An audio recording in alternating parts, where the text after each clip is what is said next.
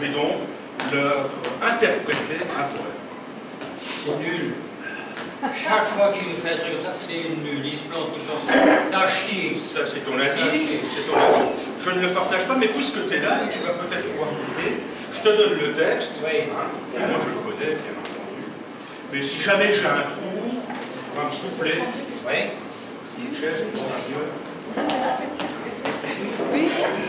Mais en principe, ça n'arrivera pas parce que je le connais, n'est-ce pas? On met du côté là ou du côté là?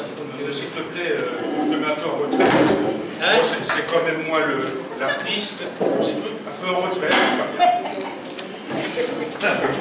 Ça va? Là, ça va bien. Oui, donc je disais... Donc moi, je regarde parce que j'ai pas de conneries. Ouais. Un poème s'interprète parce que, grâce à l'interprétation, on va pouvoir mettre en valeur les sentiments, n'est-ce pas?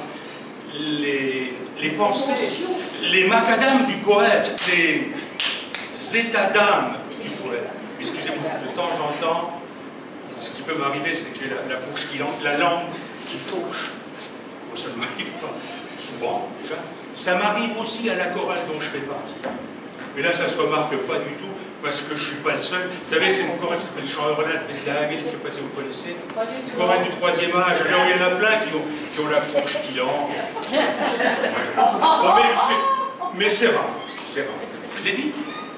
Moi, je ne l'ai pas dit fort. Hein. Bon, donc, je vais bien insister sur l'interprétation. Ouais.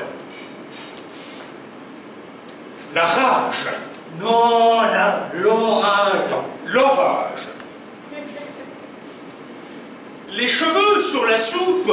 Alors, chevaux sur la route. Les chevaux sur la route avaient pris leur gâteau. Leur galop. Avaient pris leur galop. Et les chevaux sur la route avaient pris leur galop, car le ciel était noir et on craignait de l'eau. Les cavaliers, j'interprète là. Les cavaliers couverts, les cavaliers couverts d'une blanche poussière, saucissons du danger. Sans souci. Les cavaliers couverts d'une blanche poussière, sans souci du danger, allaient ventre à terre dans un tourbillon, dans un tourbillon, ouais, tourbillon, j'interprète là. Un tourbillon, un tourbillon de poussière et de feu qui surgissait du sol et volait avec eux. Quand tête à queue, quand tout à coup, l'un d'entre eux pousse un cri de détresse. Ah! Hein? Qu'est-ce qu'il y a? Mais ça, c'est le cri de détresse. Non, c'est pas dans le texte. Non, c'est pas dans le texte parce que, oui, j'improvise. J'aime bien improviser, surtout quand j'ai un public chaud qui m'applaudit.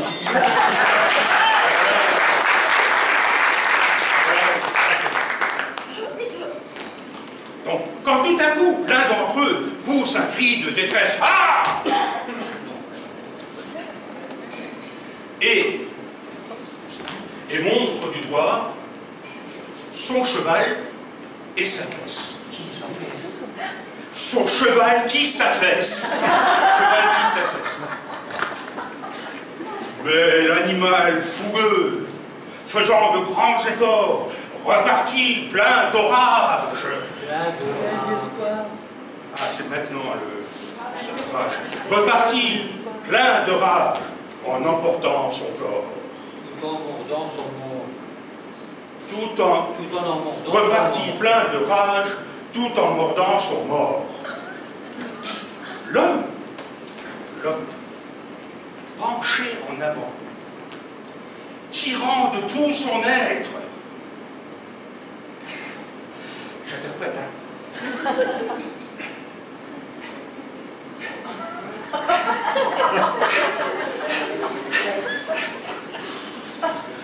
L'homme, tirant de tout son être, enlaça son cheval avec un centimètre. Et lança son cheval dont il se sentit maître.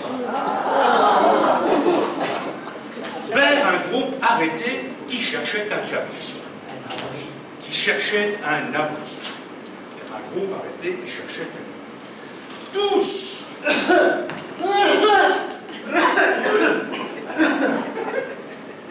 Tous portaient des chameaux verts avec des rabougris.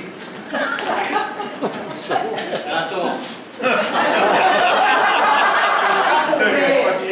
Des chapeaux verts avec des rubans gris. Ça me paraissait aussi bizarre. Tous portaient des chapeaux verts avec des rubans gris. Ils étaient là, là, là et là. Hein? Partout. Tandis que l'eau, tombant en avalanche, vint fracasser les branches d'un grand abricot vert. Un grand arbre encore vert. Un grand arbre encore vert. Car le ciel était en feu, tout sillonné d'éclairs, et le tonnerre tonnait en roulant dans les airs.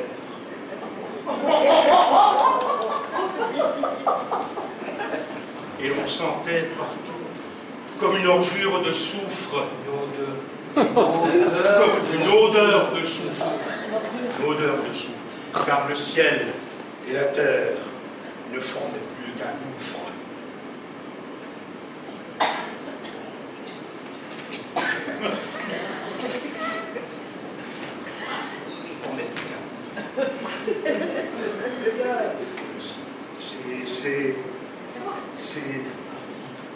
C'est Hardy. C'est Hardy. C'est Hardy Cavalier. Qui t'était? C'est Hardy Cavalier. Qui était-il? C'est Hardy Cavalier. Qui était-il? Nul ne l'a jamais su et nul ne le saura jamais. C'est fini.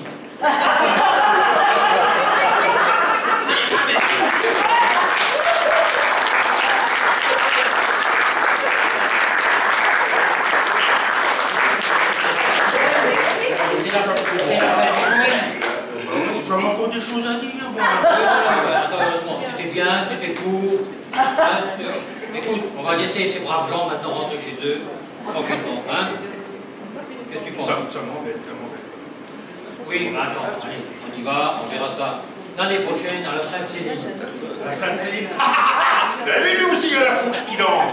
Pas à la prochaine Sainte-Céline, à la prochaine Sainte-Céline.